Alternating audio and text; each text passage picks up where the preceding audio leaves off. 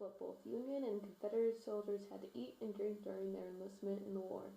Please take notes during this video and remember that you can always pause and replay something during any point of this video.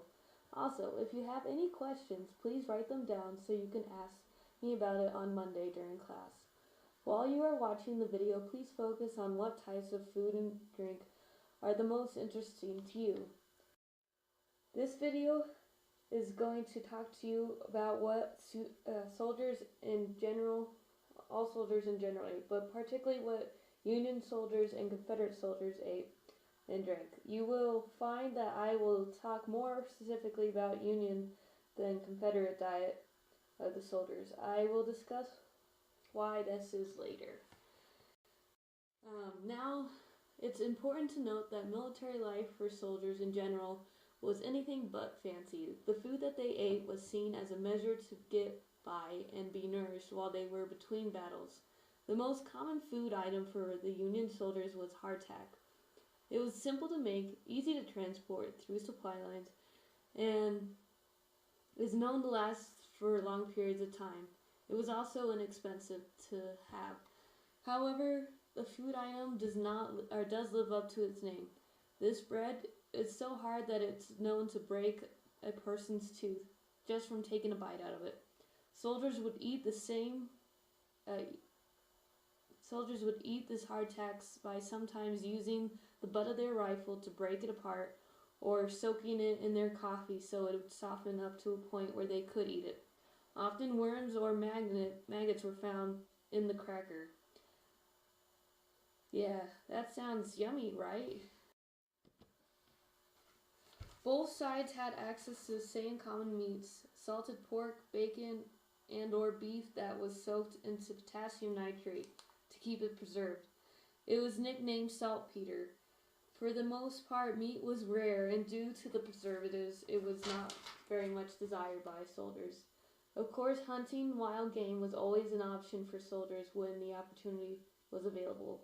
Aside from water, coffee was useful among soldiers as a way to stay awake and keep their focus. For the Confederate soldiers, at some point in the war, they ran out of coffee beans due to Union blockades. This forced them to try alternate options such as peanuts, sweet potatoes, or dried apples to substitute pretty much anything they could try. They even tried a chicory plant, but that was the most successful. It's even used in some coffees today.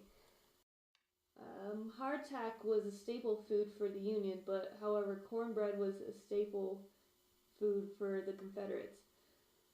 This is because they did not have access to flour, which was used to make hardtack for the Union soldiers. But due to the same reason that they couldn't have access to coffee, the Union blockade, they also did not have access to flour. So for this reason, they had to use cornmeal. And with cornmeal, they would make Johnny cakes, which is shown on the right side. And they would also use kush, or make kush, which was, this is on the left side picture here. And it was cooked using bacon grease and had cornmeal and beef that was fried. The Confederate soldiers did not have it easy compared to the Union soldiers, and this was because of the blockades. This made it so that they could not trade any goods or find any goods that, they didn't have access to them because the trades were blocked. However, the Union food was still pretty terrible. It was not very, as I've said before, it was nothing fancy. And so the Union had it pretty bad, but the Confederates had it worse. Other food items that were used as either ingredients or sides, such as condensed milk from the Gale Borden brand, was a new invention at the time, and which the Union soldiers had access to.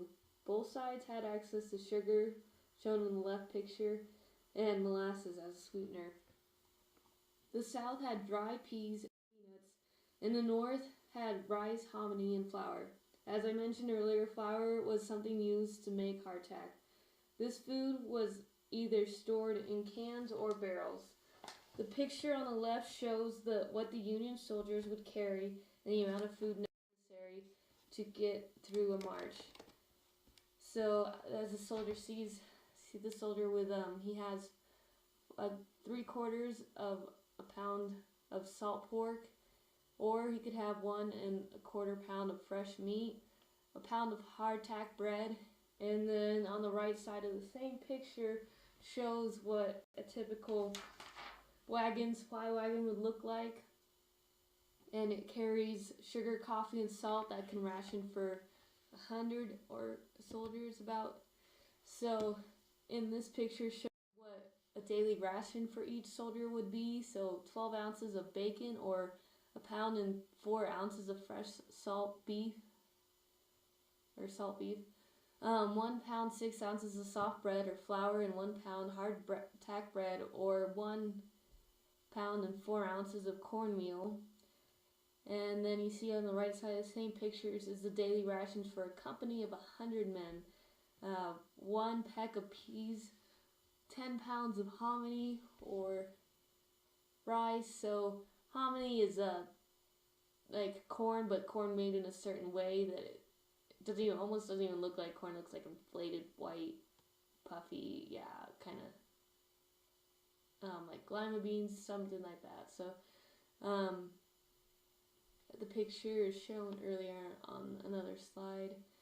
And then the green coffee, 10 pounds, 8 pounds of roasted coffee, or 1 pound, 8 ounces of tea, 15 pounds of sugar, 1 quart of molasses. And don't worry about the soap or candles. Hopefully Union soldiers nor Confederate. Hopefully no soldier ate those. Anyway, hopefully now you have a better understanding of how military life was for Civil War soldiers and how it was not a picnic at all. Pun intended. Look forward to seeing you on Monday. We will explore more about what soldiers ate and drank through fun activities. So hopefully everyone can come and enjoy it. Have a good weekend.